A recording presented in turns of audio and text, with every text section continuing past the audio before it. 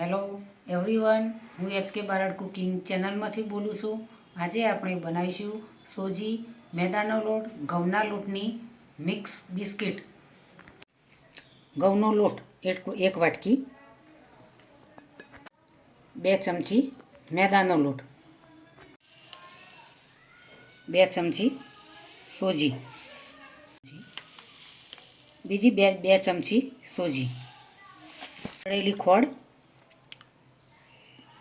150 ગ્રામ, બદામ, કાજુ, ઇલાયચી, મીઠું. સ્વાદ થોડો સરસ લાગે એના માટે થોડું મીઠું મિક્સ કરી દઈશું. સિંગ તેલ છે, સિંગ તેલ એડ કરીશું.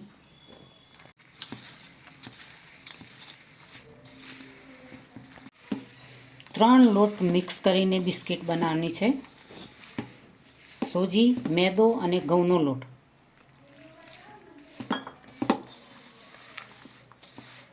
આ રીતે લોટ બાંધીશું. થોડો કાઠો રાખવાનો છે, ઢીલો નહીં.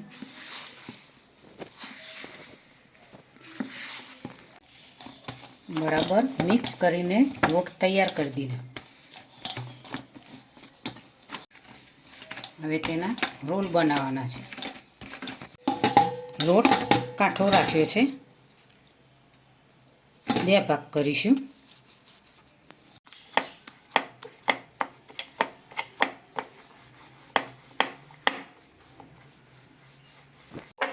તે રોલ તૈયાર કરવાનો છે. કાઠો લોટ રાખીએ તો ફ્રીજની અંદર મૂકવાની જરૂર નથી પડતી.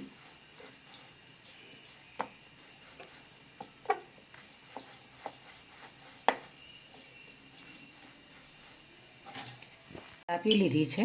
હવે આ રીતે પીસ બનાવીશું.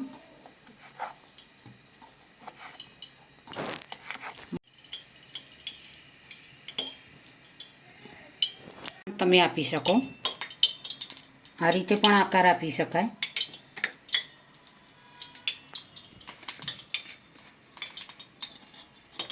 આ રીતે તમે ગોળ આકાર બનાવી શકો.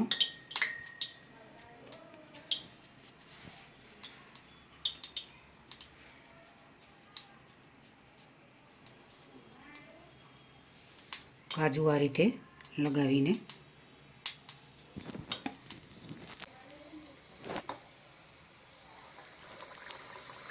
હવે તેની અંદર બિસ્કિટ એડ કરીશું. બજાર જેવી તમે ઘરે બિસ્કિટ બનાવી શકો. તમારા સ્વાદ અનુસાર ઘરે બનાવીને ખાઈ શકાય.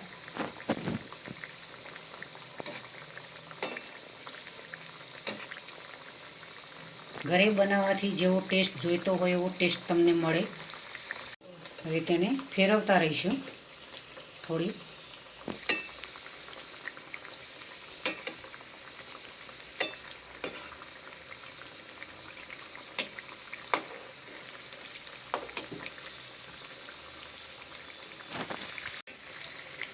સરસ એવી બિસ્કિટ તૈયાર થઈ ગઈ છે.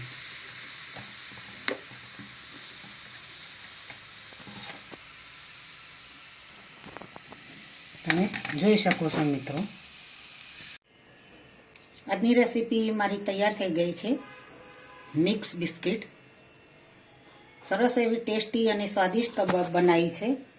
તો મિત્રો તમે આ રીતે મિક્સ લોટની પણ બિસ્કિટ ઘરે બનાવી શકો છો ઘરની ચીજોથી. ખૂબ જ સરળ રીતે બિસ્કિટ બને છે. તળીને પણ બનાવાય, તેને કઢાઈની અંદર શેકીને પણ બનાવાય. અનેક રીતે બિસ્કિટ બનાવાય છે.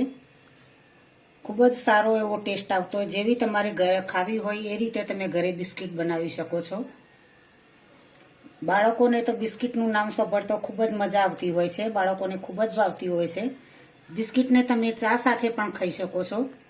ગરમા ગરમ ચા જોડે હોય તો બિસ્કિટ ખાવાની ખૂબ જ મજા આવે. મોટાઓને પણ ખૂબ બિસ્કિટ ભાવતી હોય છે. અને આ રીતે ઘરે બનાવેલી બિસ્કિટ તો કોને ના ભાવે. મિત્રો તમને જરૂરથી મારી ગમી હશે તો મારી ચેનલને સબસ્ક્રાઈબ કરજો, મારા વિડીયોને લાઈક કરજો, શેર કરજો, બને તો કોમેન્ટ કરજો. ચલો બાય.